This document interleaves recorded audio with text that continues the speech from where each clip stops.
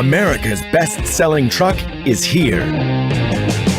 More power, more tech, more truck.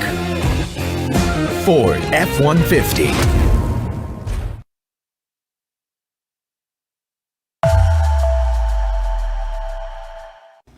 Luis Tarok, ing mapanwaluda ring malukang ortelano at obrero. Bibay tiyaking San Luis, Pampanga.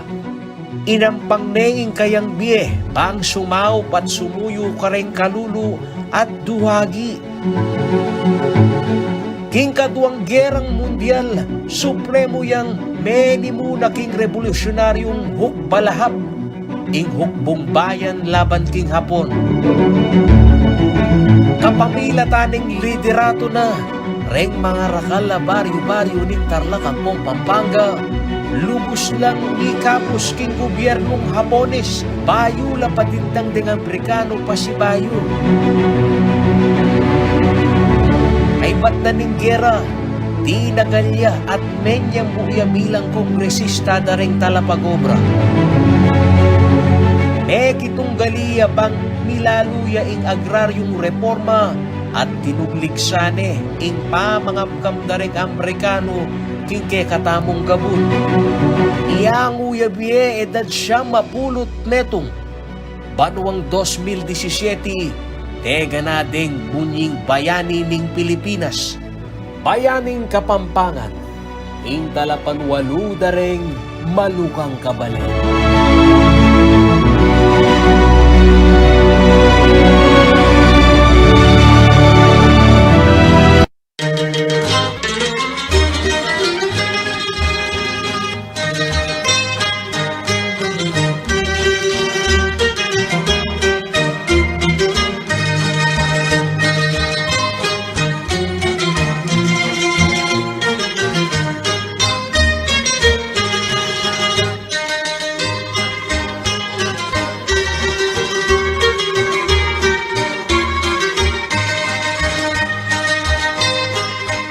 Alam niyo bang kumpleto regados ang Central Luzon? Tahanan nito ng mga makasaysayan at nakamamanghang tanawin.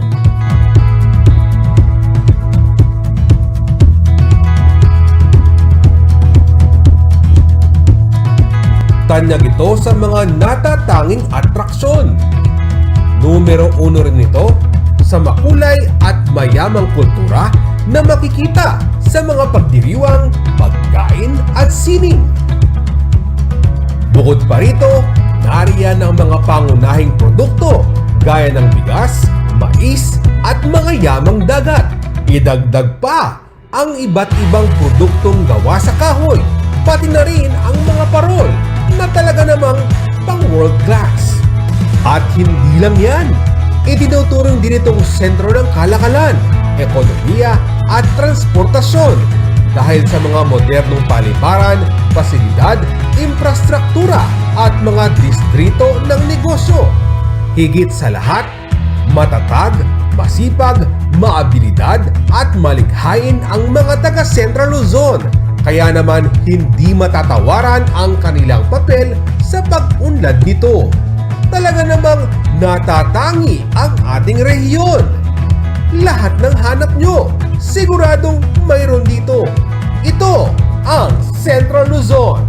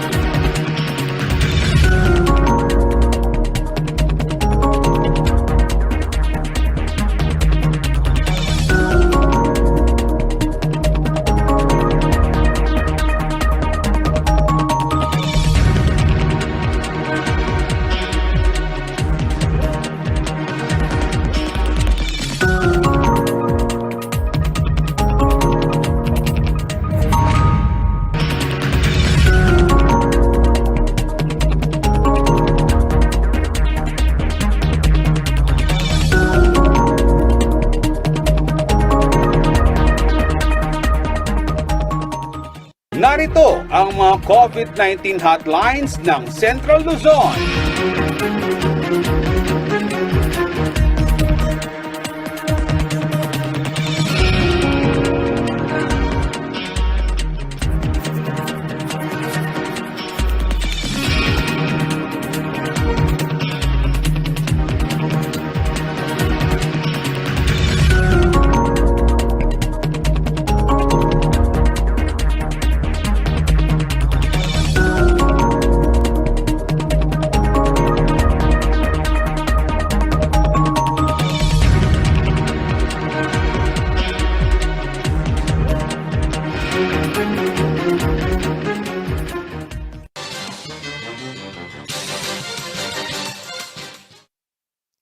May Pagatpanapon, Pampanga, magandang hapon Central Luzon. At oras na naman para sa 60 minutong mainit na balitaan ngayon hong Lunes ng hapon, February 14. Ano mga kabalen, mga kariyon, maligayang araw ng mga puso po sa inyong lahat. Ano, Happy Valentine's Day. At alam nyo, itong araw na ito, pinakaabangan ng ating mga kababayan, lalong-lalo na lahat ng ating mga kababayan, syempre kahit may kasintahan at maging yung mga single, syempre dahil ika nga nila, hindi lang naman sa ika nga partner o romantic love ang pagmamahal. Pwede rin yang ipagdiwang kasama ang ating pamilya, ang ating mga kaibigan at ang ating mga katrabaho. Di kaya kung kayo po ay nasa opisina sa mga oras na ito. Ako po ang inyong lingkod, Justin Dizon. Samahan po ninyo akong pag-usapan ang mga malalaking balitang Central Luzon ngayong araw. At para ho sa ating mga headlines, narito pong mga balitang nakalap ng ating news team ngayong unang araw ng work week, araw po ng Lunes. Ito ho mga kabalen, yung mga plano pang bumili ng mga bulaklak at iba pang pangregalo ngayong araw ng mga puso. Ayan, ito po, malalaman natin maya-maya kay Kuyang Paulo G. Santos na magkano na ba yung bentahan ng mga magagandang bulaklak dyan sa lungsod ng Angeles. At naging mabili ba kung ikukumpara ho natin nitong nakaraang 2 taon na alam naman ho natin ay may pandemya. Do yung huling Pebrero, hindi pa naman, o yung 2020 February, hindi pa naman naipatupad yung lockdown nun at pasimula pa lamang ang pandemya. Pero ito ho, ngayon nga, ika nga bumabangon daw yung ating mga vendors ng bulaklak at iba pang mga Valentine's gift. Ito pa, mga kabalen, hotel and restaurant sa Pampanga, umaasang mapapabilis ang kanilang pagbangon matapos pong magluwag ang mga protocols. Ayan, ikinaganda niyan ngayong Valentine's Day. Alam naman natin na madalas na puntahan ay itong mga restaurant at mga hotels. At yung ating mga kababayan, lalong-lalo na alam naman natin dito ho sa Pampanga ay pagkasarap-sarap mamasyal at kumain. At kumusta nga ba yung hinaharap nitong ating mga kaibigan at mga karehiyon sa hospitality industry? Yan ho ang ating malalaman mamaya naman mula sa kinatawan ng Hotels and Restaurants Pampanga. At ito naman mga kabalen, magandang balita. At nung isang linggo na ibalita namin sa inyo, pinarangalan ang lalawigan ng Pampanga bilang ikapito dun sa competitive province o yung competitiveness index ng mga lalawigan niyan. At ito ho, yung ating lalawigang Pampanga, pampito. At ayon nga ho sa mga leader negosyante, partikular na ho itong Pampanga Chamber of Commerce and Industry Incorporated o PAMCHAM, makatutulong ang nasabing pagkilala para palakasin yung tinatawag pong business confidence ng ating mga investor dito sa lalawigan at syempre yung pagpapabilis ng pagbangon ng lokal na ekonomiya. Ayan, magandang balita yan sa araw ng Lunes at araw ng mga puso. At ito po mga kabalen, mga karehiyon, isang balitang Valentine's Day pa rin. Mga Valentine's paandar, tampok sa iba't ibang paaralan at universidad dito ho sa ating rehiyon, Central Luzon. Yan, sa puntong ito, dumakuho tayo sa Angeles City kung saan nandun ho live ang ating kasamang si Kuyang Paulo G. Santos at si Paring Johnny na ngayon ho kasalukuyan namimili na ata ng bulaklak at ito nakikita ko. Yan, Kuyang Paulo, kumusta? Kumusta ang bentahan ng bulaklak dyan sa Angeles City? Alam natin, itong Plaza Angel, dyan ho sa lungsod ng Angeles, sa Heritage District, tuwing may okasyon, ginagayakan yan, batay na rin dun sa kung ano yung okasyon. Tuwing Pasko, bimingkat po tumumbong yung laman yan. At ngayon na mga Valentine's Day, ayan ho, itutur ho tayo ni Kuyang Paulo. Kuya Paulo, kumusta kayo dyan?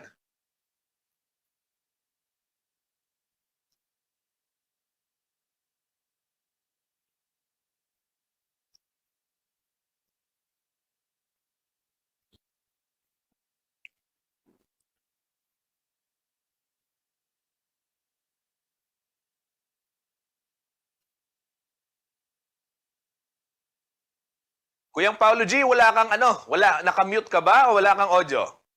Ayan, Ayan. ito tayo Kuya Justin, di kasi yatang romantiko itong mga kabalan natin dito sa Angeles City dahil doble daw.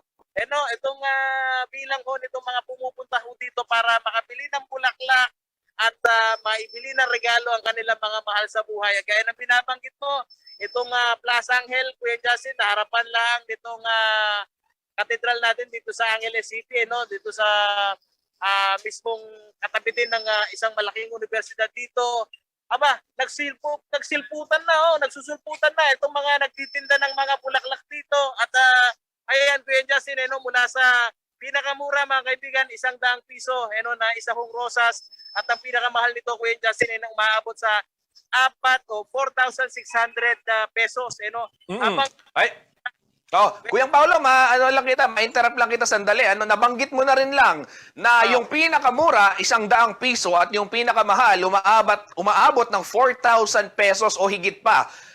Itong ating mga kasamahan dito sa studio, mamaya-maya round, syempre bago umuwi sa kanilang mga may bahay, gusto nila may bit-bit silang regalo at mga bulaklak. Ano ba yung itsura ng 100? Ano ba yung itsura ng 4,000? At yung iba pang pagpipilian dyan, baka meron kang pwedeng makapanayam na flower vendor dyan na ating kaibigan dyan sa May Angeles. Kuya Justin, pero papakita ko sa iyo yung halagang 100 piso. Ito, di ba? Isang bulaklak. May kapartner pala. Ito hindi pa naayusan. Ito, inaabot sa akin, Kuya Justin.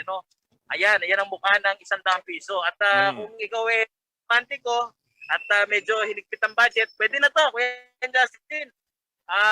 Basta ang mahalaga daw, sabi nitong mga flower arranger dito, yung mga nag-a-arrange, dapat may mas malalim daw na kahulugan. Live tayo, Ma'am Joanna. Kumusta ang bentahan? Tinatanong ni Kuya Justin, magkano ba ang range ng presyo mo ng yung mga binebentang bulaklak dito sa iyong pwesto? Depende po sa ilan yung bulaklak gusto nila. Meron kami 400, may 1,000. Yung gaya nito, yung sunflower, 400 to 350 to bentahan kasi malaki. Yung naman maliit, 250 to 300. Yung mga rose naman, tatlo, mga 600 hanggang 500, ganun. Depende sa klase. May local kasi may imported. Kaya yung mga imported mahal. Yung local, kung pinag-uusapan, magkano yung pinakamura? Yung gaya ng local na hanggang 400. Tatlong rose na yun. Tatlong rose na yun. Kapag Naka-arrange na siya. medyo...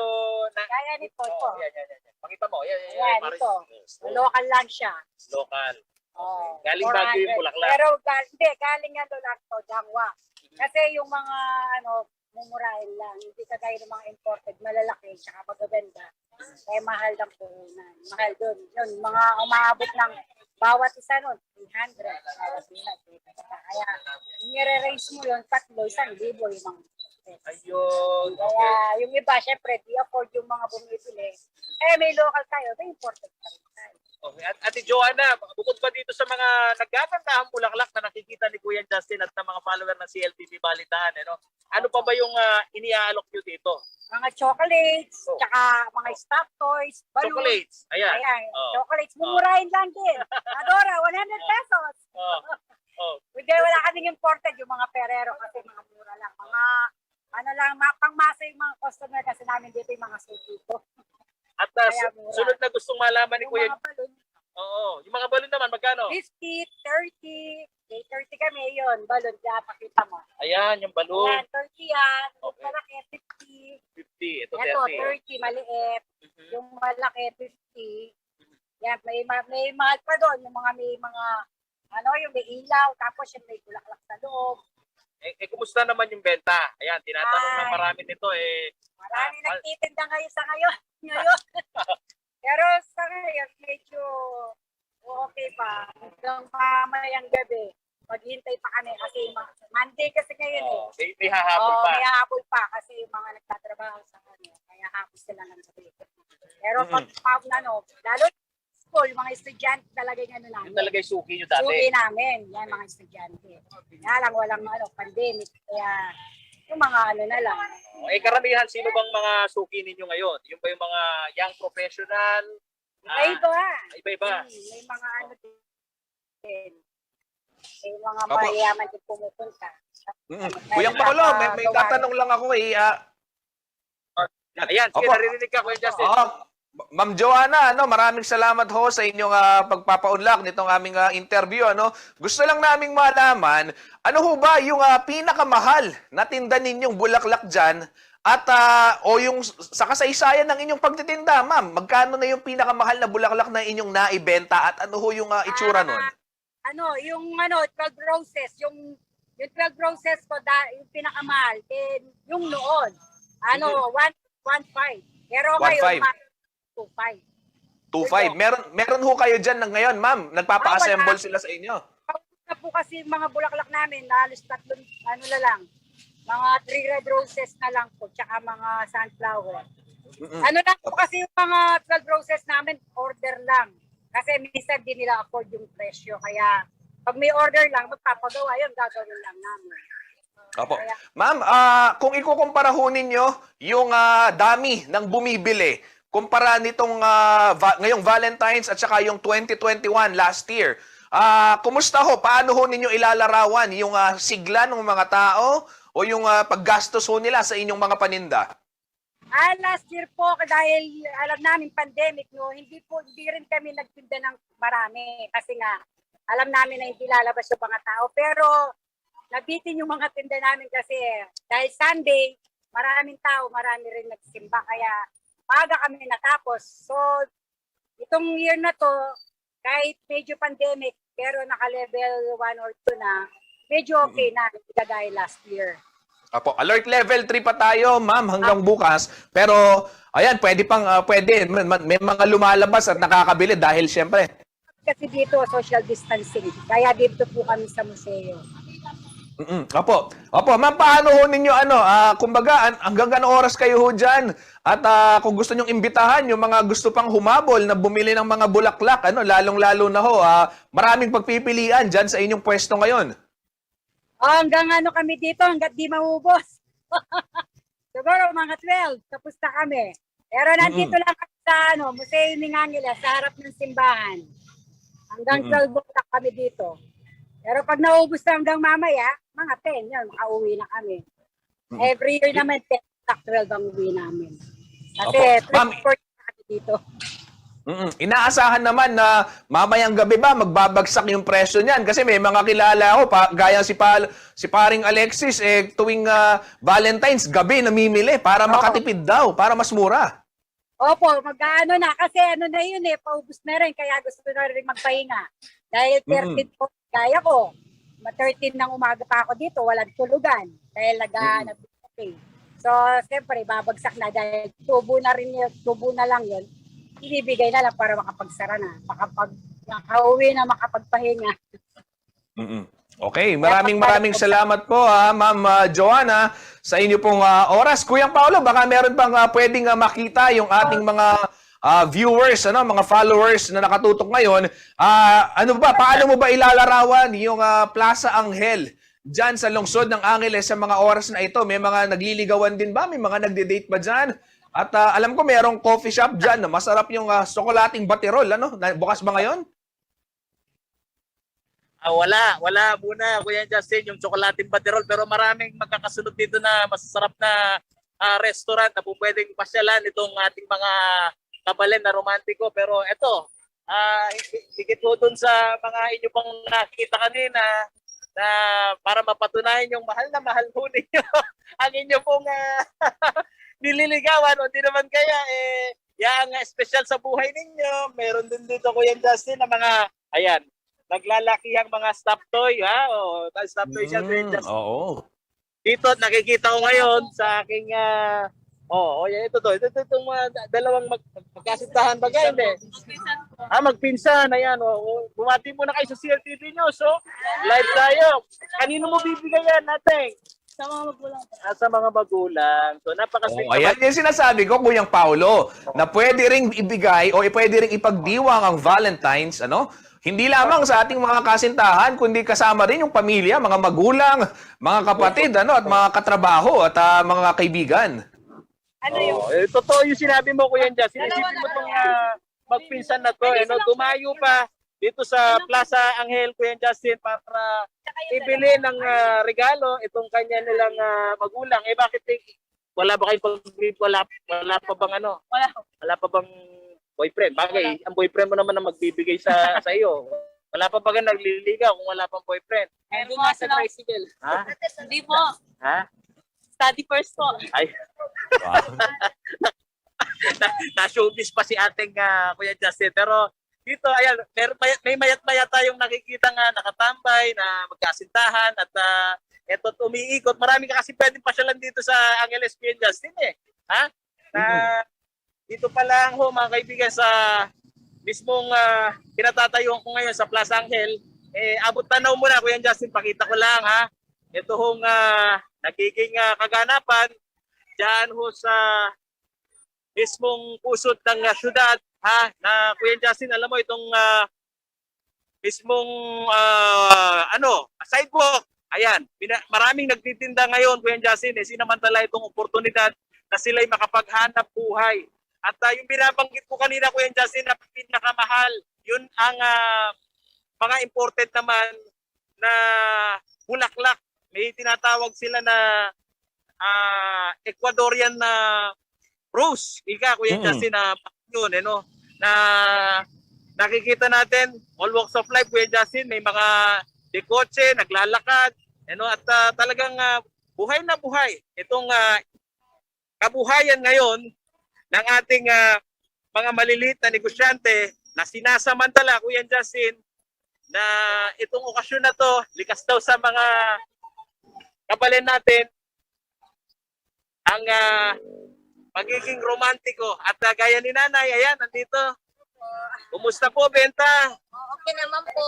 Kahit na paano, nakaano may bumibili.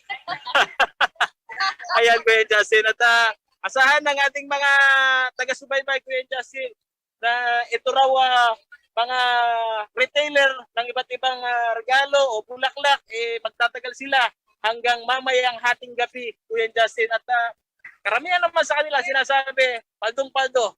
Dahil kahapon pa sila at yung mga nakapwesto dito, Kuya Justin, hindi raw sila pinagbayad ng pwesto. Ayun, yung magandang balita.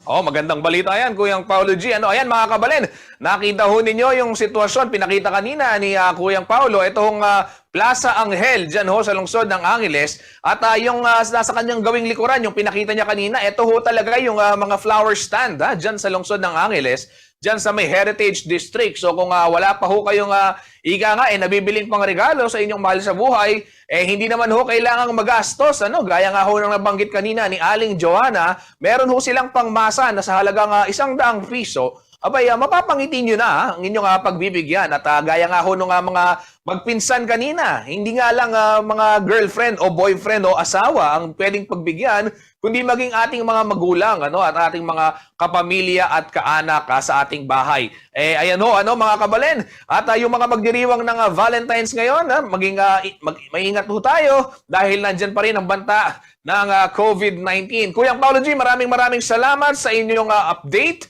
At mamayang 6:00, asahan natin na meron din tayong update kasama naman si Jennifer Salenga sa CLTV News. Yan po, napanood ho ninyo si Kuyang Paulo G. Santos dyan ho sa may lungsod ng Angeles kung saan dyan maraming binibentang mga bulaklak. At gaya ho ng nabanggit, 100 piso yung pinakamura at maayos na, may arrangement na at meron naman maabot ng 1,000 o hanggang 1,500 depende ho dun sa dami ng mga bulaklak. Pero nagkakaubusan na daw ng mga roses. Kaya yung mga kababayan natin na gustong bumili, ayan, pwede ho kayong humabol pa dyan sa Angeles City. Samantala, bago tayo mag-break, batiin lang ho natin yung mga nanonood sa ating programa, si Sally Kalimlim Lee. Ito, sabi niya, hello po sa inyo dyan, happy Valentine's Day, and keep safe always. Ayan, at si Arnido Oribiada, nanonood din sa atin. Maraming salamat po sa inyong pagtutok dito sa CLTV Balitaan.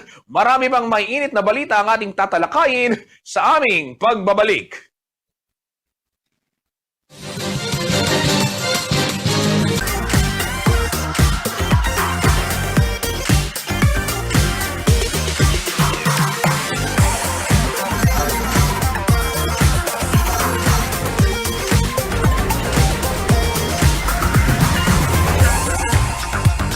The new Mitsubishi Mirage G4. G for anything.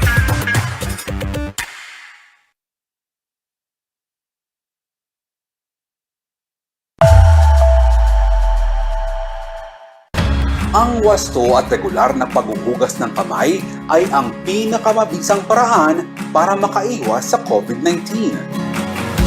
Sundin lamang ang mga simpleng hakbang. Hugasan ang inyong mga kamay gamit ang sabon at tubig. Kuskusin mabuti ang inyong mga kamay. Magsimula sa palad hanggang sa pagitan ng mga daliri at likod ng kamay. Gawin ito sa loob ng 20 segundo. Panlawang mabuti ang inyong mga kamay at patuyuin ito gamit ang malinis na tuwalya. Laging tandaan, ang tubig ay sandata laban sa COVID-19. Ugaliing maghugas ng kamay sa wastong pamamaraan. Ang paalalang ito ay hatid sa inyo ng Prime Water.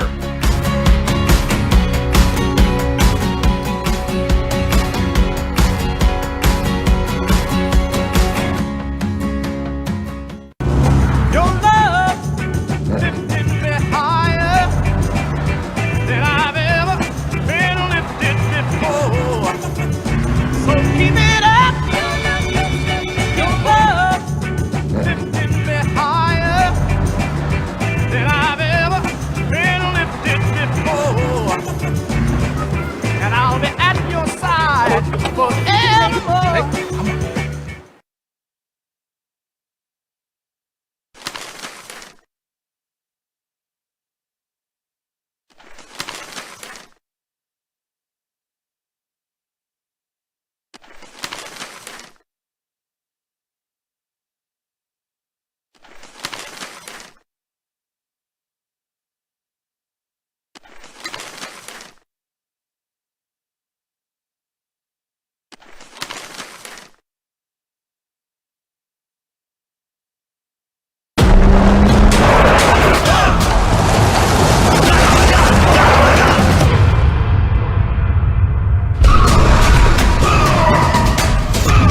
Mitsubishi Strada Athlete. Unleash the athlete.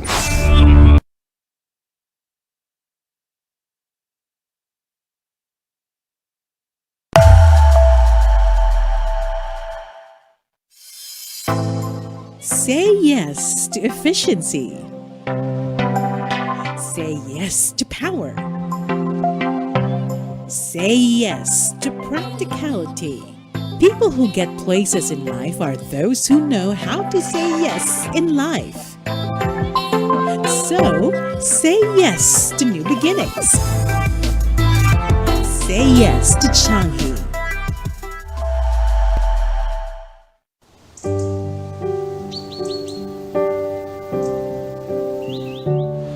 Love is not a miracle nor a fantasy.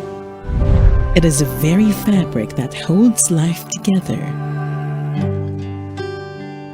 What gives meaning to our life?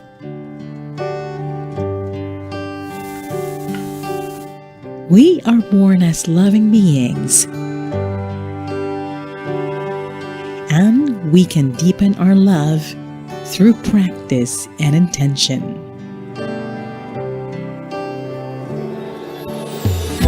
The more we cultivate loving, the more love there is in our life. Discover all that life and love has to offer.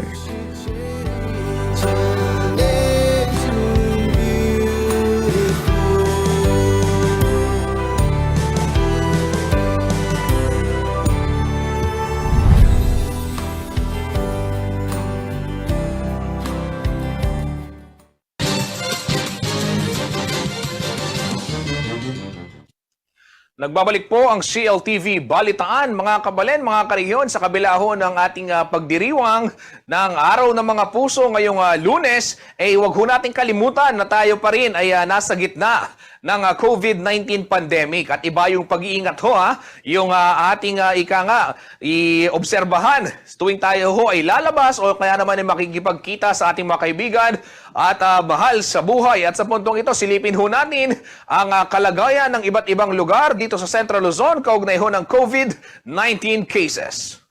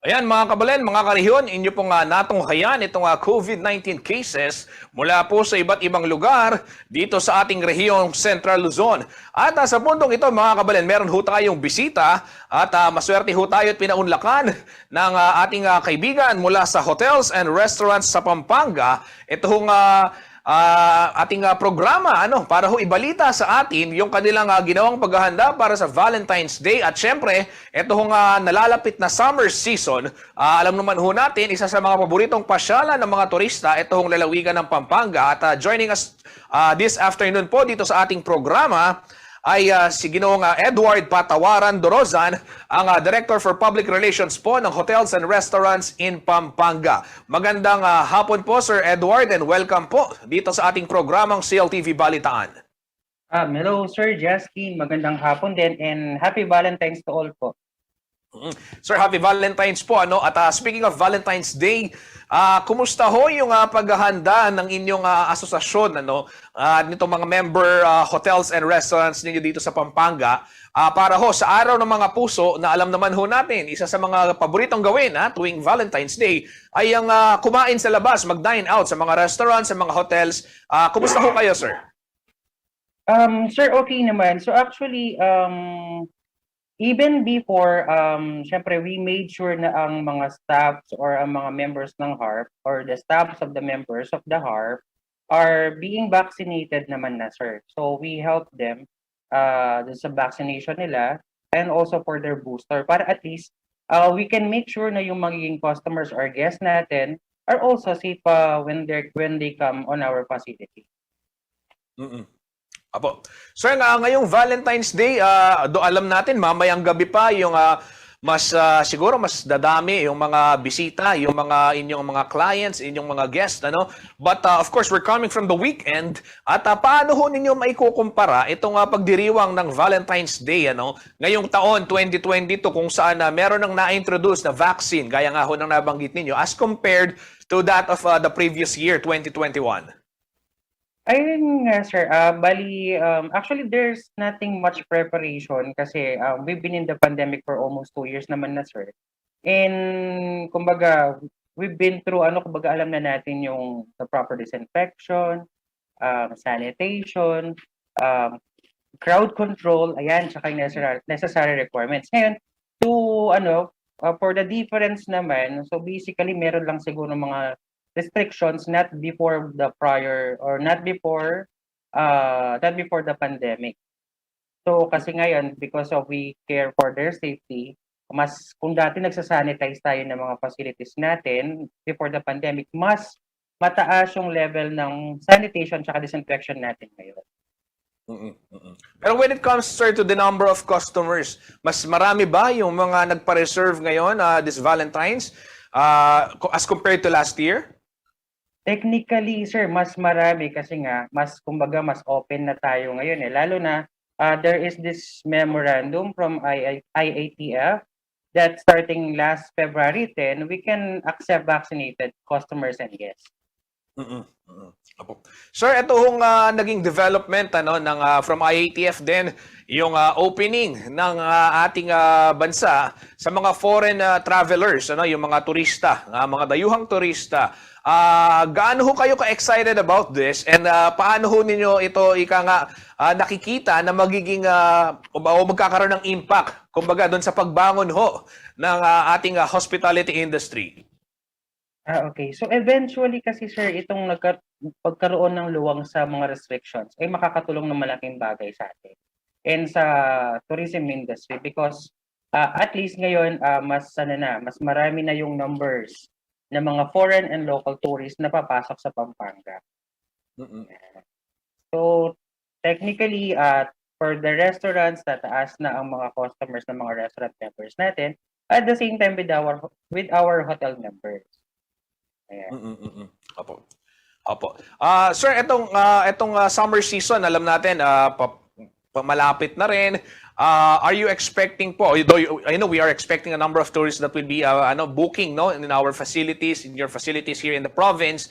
Paano ho ninyo matitiyak dito sa mga ating mga kababayan and other foreign travelers that it's very safe to stay to spend the summer season here in Pampanga, especially in our member hotels and restaurants in HARP?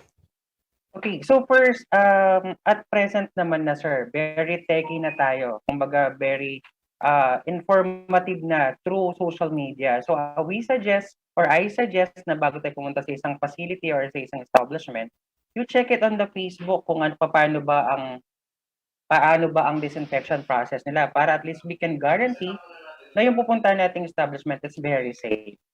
Ayan. Kasi on our end naman, for sure kasi, we make sure and we see to it na yung mga members namin and their establishments are guaranteed na disinfected. And kung meron man silang pagkukulang or kulang sa isang particular na then we can help them para ma-guarantee natin yung safetyness ng establishment. Okay. Sir, any last message po sa ating mga viewers and please do invite them in your member hotels and restaurants para ho ngayong darating na syempre ngayong gabi Valentine's Day, alam natin at yung mga susunod pa we have a long weekend coming sa February 25 and of course ito hong mga darating na araw summer season. And so I am inviting everyone, yung mga from outside Pampanga na visit us here in Pampanga, lalo na ngayong holidays and Valentine's Day, and knowing that Pampanga is a culinary capital, for sure you would enjoy your Valentine's here. And if I may insert then, you can visit us in Bliss Hotel in Mabalacat. in San Fernando or in City Gold Hotel in Angeles, we have promos definitely this Valentine. So it will be an automatic 10% discount in all room rates. Ayan. Tapos you can also try our restaurants na definitely magugustuhan nyo din. And for our members din, actually sa Pampanga marami kayong mapagpipilian kasi we have hundreds of hotels and restaurants here. So katulad na sabi ko kanina, you can search them on or kung saan nyo pumunta, you can easily get the information through social medias like Facebook, Instagram. Ayan, para at least sure po tayo na safe yung pupuntahan natin. Pwede naman nating i-check kung paano ba yung proseso ng pagdi-disinfect, sanitize nila or paano yung mga protocols na ginagawa nila para ma-guarantee yung kaligtasan natin. Okay, maraming salamat po Sir Edward Dorosan, ang Director for Public Relations ng Hotels and Restaurants in Pampanga. Sir, thank you very much po and again, Happy Valentine's Day. Thank you so much Sir Justin. Happy Valentine's din po. Ayan po mga kabalen, nakapanayam ho natin ang ating kaibigan mula ho sa Hotels and Restaurants Pampanga at sa atin hong pagbabalik, marami pang mainit na balita ang ating tatalakayin dito sa CLTV Balitaan. Sa haba po ng traffic sa EDSA, pabayaan ko po na umihi. Madalas po nakakaranas ako ng pananakit ng aking bewang. Ang findings po sa akin ay nagkaroon po ako ng kidney stone. Dahil sa kidney care, ang problema ko sa kidney ko, solved na. Kayang-kaya ng kidney care. Ang kidney care, hindi gamot, hindi dapat gamitin panggamot sa anumang uri ng sakit.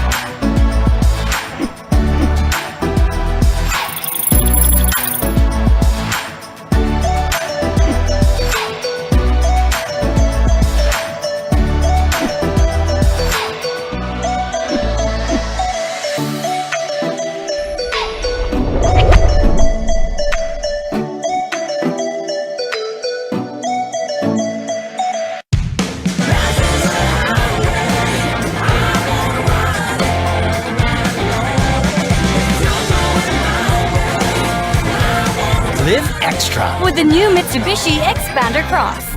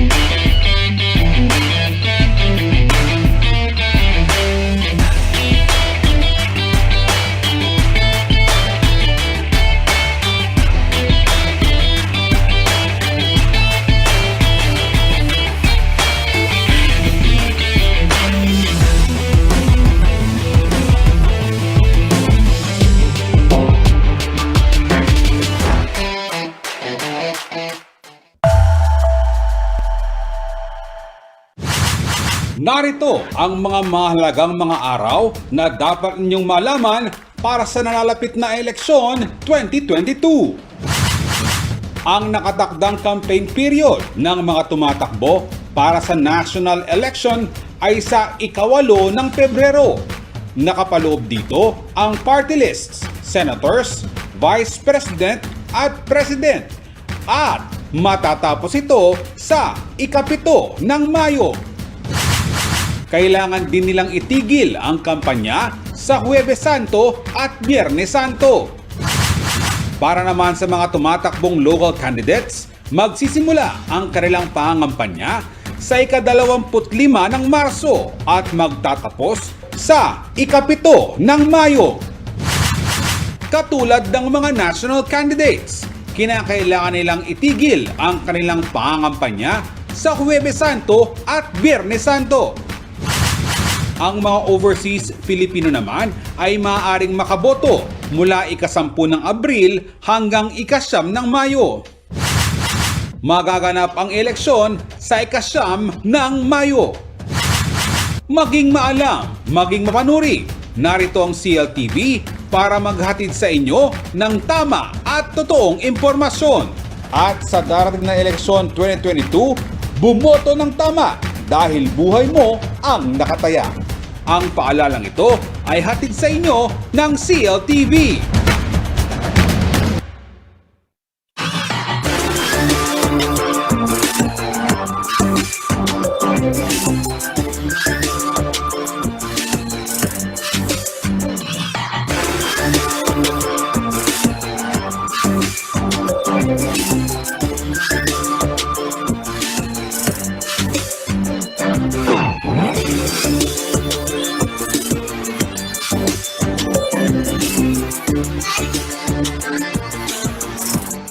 Mga karehiyon, sa nalalapit na eleksyon 2022, marami pa rin sa atin ang may katanungan tungkol sa pagboto ng party list. Tandaan na ang party list system ay binuo para mabigyan ng boses sa Kongreso ang mga underrepresented at mga sektor na nasa laylayan ng lipunan. Kaya naman napakahalagang maging maalam at maging masusi sa pagpili ng mga ihahalal na mamumuno ng ating bansa. Kaya heto ang 5 bagay na makakatulong sa inyo sa pagpili ng ibobotong party list. Ang una sa aming listahan, maraming sektor na nasa laylayan ng lipunan ang nais magkaroon at marinig ang kanilang boses sa Kongreso. Kaya naman maging mapanuri sa ibobotong party list at siguraduhin na kumakatawan ito sa mga underrepresented minority. Pangalawa, ang pagboto sa party list o organisasyon ay hindi pagboto sa isang individual na tao. May 5 nominee ang bawat partido. Mas mainam na suriin ang advokasya o ang kinakatawan ng isang party list para magluklok ng kanilang representative kaysa sa pagtingin lamang at pagbigay ng inyong boto sa kanilang personalidad. Pangatlo, ang isang botante ay may karapatang bumoto ng isang party list, kaya ang boto mo ay mahalaga. Pang-apat, upang may mailuklok na representative ang isang party list, kinakailangang makakuha sila ng 2% sa total number of votes. At ang huli sa aming listahan, ang may luluklok na party list representatives ay hindi second-class congressperson dahil magkakaroon din siya ng parehong responsibilidad, benepisyo at kapangyarihan tulad ng ibang may hahalal na congressperson sa mga distrito. Bagamat isang boto lamang ang pwede mong ibigay sa party list, ang isang boto na ito ang magiging boses ng mga sektor na nasa laylayan ng lipunan. Tandaan, sa Mayo 2022, ang bawat boto ay mahalaga. Kaya naman tayo ay bumoto ng tama dahil buhay natin ang nakataya. Ang paalalang ito ay hatid sa inyo ng CLTV. Mas mabilis pa itong kumalat kesa sa pandemya. Malaking panganib ang dulot nito sa mamamayan. Lumilikha ito ng pagkalito at pangamba. Pekeng balita. Pekeng impormasyon. Sigurado ka ba na tama ang balitang napapanood mo? Huwag maging biktima. Gaya ng COVID-19, sadyang delikado ang pagkalat ng mga maling impormasyon. Maging mapanuri at mapagmatsyag. Magsaliksik. Isaalang-alang ang kredibilidad ng pagkukunan ng impormasyon. Piliin. Piliin. Piliin ang katotohanan.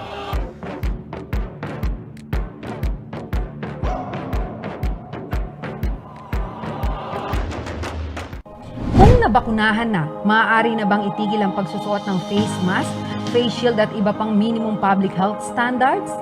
Kahit na maaaring maprotektahan ka ng bakuna mula sa symptomatic at moderate severe COVID-19, maaari ka pa ring mahawa at makahawa.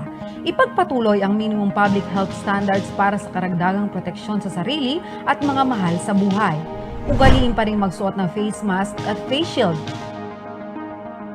Madalas na maghugas o mag-sanitize ng kamay. Iwasan ang matataong lugar at laging dumistansya ng 1 metrong layo sa isa't isa. Siguruhing may magandang daloy ng hangin sa bahay o lugar ng trabaho. Patuloy na sundin ang minimum public health standards kahit na bakuna na. Ang paalalang ito ay hatid sa inyo ng CLTV.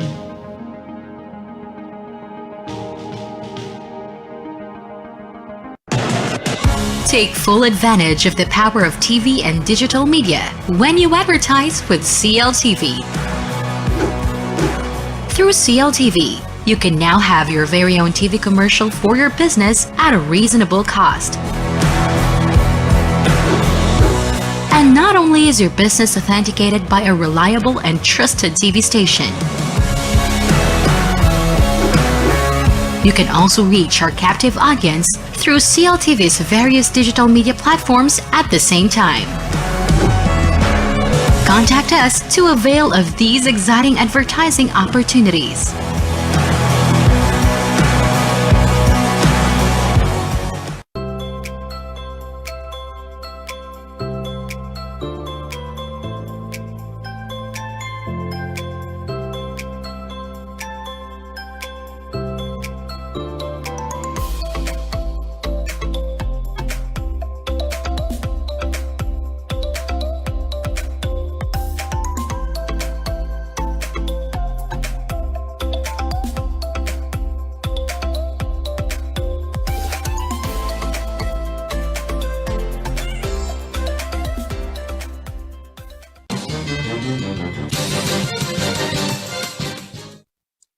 Nagbabalik po ang CLTV Balitaan at kabalen sa kapapasok ho na balita, inaprubahan na ng IATF ang pagsasailalim ho sa Alert Level 2 ng mga lugar, mga lalawigan at syudad dito ho sa ating rehiyon Central Luzon.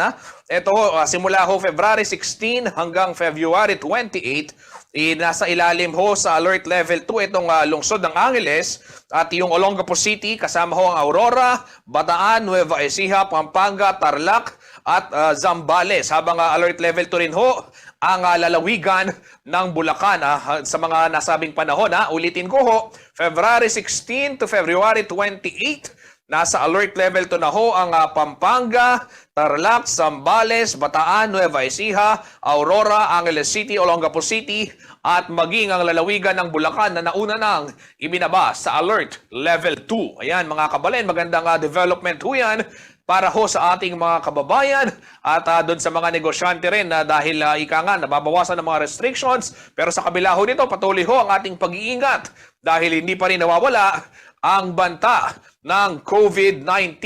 Samantala sa ibang balita, hindi naman nagpahuli sa pagdiriwang ng Valentine's Day ang mga kabataan. Ang ilang mga student council mula sa iba't ibang universities and colleges dito sa Central Luzon ay gumawa ng kanilang mga gimmick online. Narito po ang detalye ng balitang yan.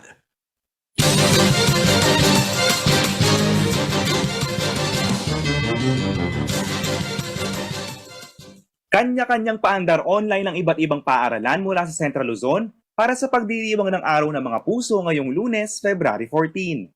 Nanguna na riyan ang Holy Angel University Council of Student Ambassadors na noong January 25 pa lamang ay sinimulan na ang kanilang espesyal na programang #Hamunin Mo I-Shoutout Ko, na kung saan inimbitahan ng Angelites na mag-send ng kanilang confession. Gayon din ang Angeles University Foundation Student Council na naglungsad ng The Angelinian Archives. May naghihintay na exciting na papremyo sa entry na may pinakamaraming likes o reaction. Ang MAPE Club naman ng Pampanga High School ay nag-post ng #Confession Diaries na nagmula sa mga mag-aaral. Sinimulan na rin ng Dominican College of Tarlac Supreme Student Council ang paghahatid ng mensahe ng mga estudyante sa kanilang mga napupusuan at hinahangaan. Nagsagawa naman ng iba't ibang contest ang Tarlac State University Supreme Student Council sa larangan ng spoken word poetry, reverse poem writing, storytelling at harana. Bawat kategorya ay may katumbas sa papremyo.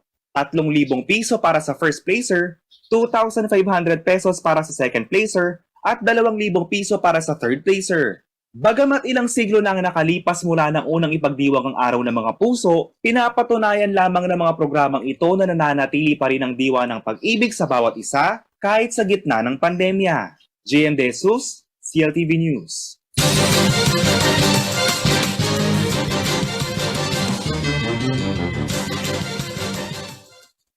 Ayan, pagbati ng maligayang araw ng mga puso sa ating mga kabataan at lalong-lalo na itong mga creative na mga mag-aaral mula sa iba't ibang pamantasan dito ho sa ating rehiyong Central Luzon. Samantala, isang uri po ng agila ang natagpuan ng isa nating karehiyon mula ho sa kanilang bakuran sa bayan ho ng Maria Aurora sa lalawigan ho yan ng Aurora. Agad namang na-turn over sa mga otoridad ang nasabing ibon at pinakawalan matapos matiyak na bumuti na ang kalagayan. Narito po ang detalye ng balitang yan.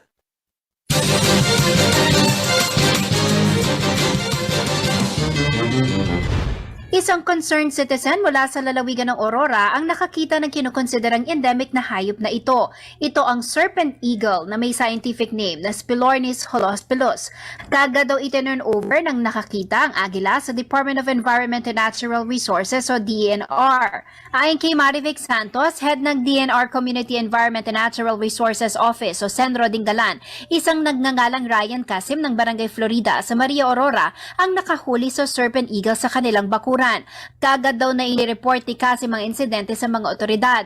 Ayon kay Santos, nanatili pansamantala sa kanilang kustodiyang ibon dahil hindi raw maganda ang kondisyon nito para kaagad na ibalik sa kagubatan.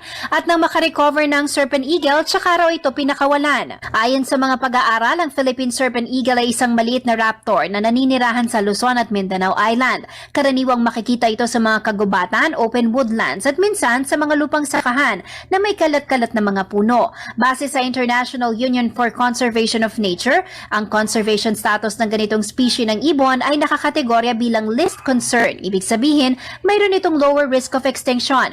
Ayon naman kay DNR Regional Director Paquito Moreno Jr., ang presensya ng Philippine serpent eagle ay indikasyon na malusog ang forest area sa gitnang Luzon, lalo na sa Aurora.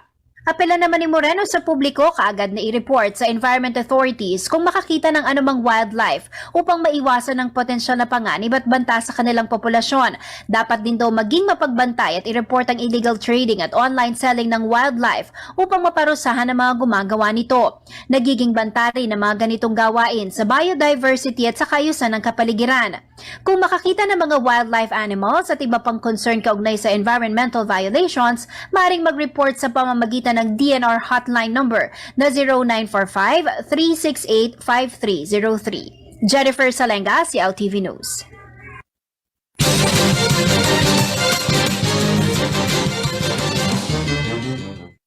Samantala sa iba pang balita, nasa kote po ang top drug personality sa lungsod ng Tarlac nitong Sabado ng hapon sa loob ng isang drug den sa Sitio Tadeno, Barangay Aguso. Matapos pong magkasa ng operasyon ng Philippine Drug Enforcement Agency o PDEA at mga kapulisan. Arestado ho si Kenneth Olaes, ang maintainer umano ng drug den.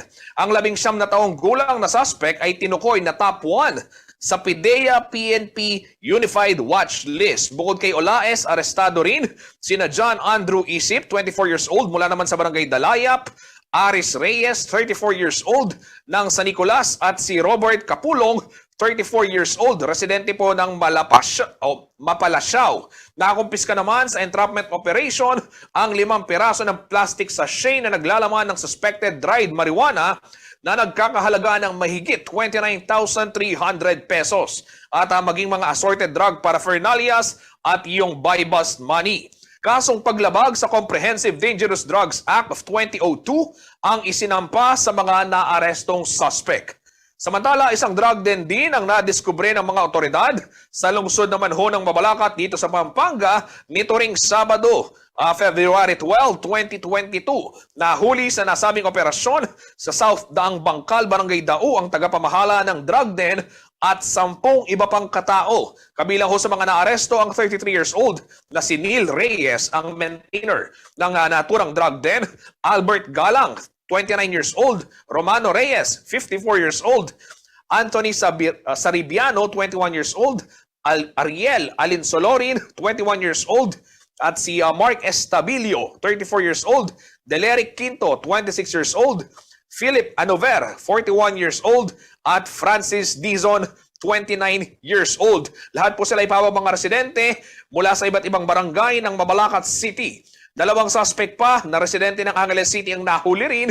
Kabilang sila ho ay kinilalang si Bernard Cortez, 21 anyos, at si Ross Hernandez, 35 anyos. Ayon po sa mga otoridad, hindi naman pumalag ang mga naarestong suspect sa loob ng naturang drug den. Nakumpiska naman sa naturang operasyon ang 4 na transparent plastic sachet ng umanay droga na may street value na 102,000 pesos, mga drug paraphernalia at marked money na ginamit ng nagpanggap na buyer ng droga. Kasong paglabag rin sa Comprehensive Dangerous Drugs Act of 2002 ang isinampa sa mga naarestong suspect.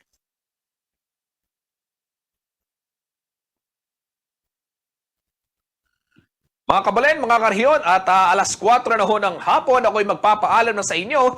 Pero maya-maya po, makakasama natin si Jennifer Salenga, ganap na alas 6 ng gabi, para sa karagdagang detalye ng mga balita sa CLTV News. At kung nais ho ninyong manatiling updated, ay maaari ho kayong mag-like and follow sa aming mga social media pages sa Facebook po, at CLTV36 Official and at CLTV36 News. At kung gusto ho ninyong balikan ang mga programa ng CLTV, abay pwede ho kayong bumisita sa aming website, www.cltv36.tv, o di kaya naman sa aming YouTube channel at CLTV36 Official.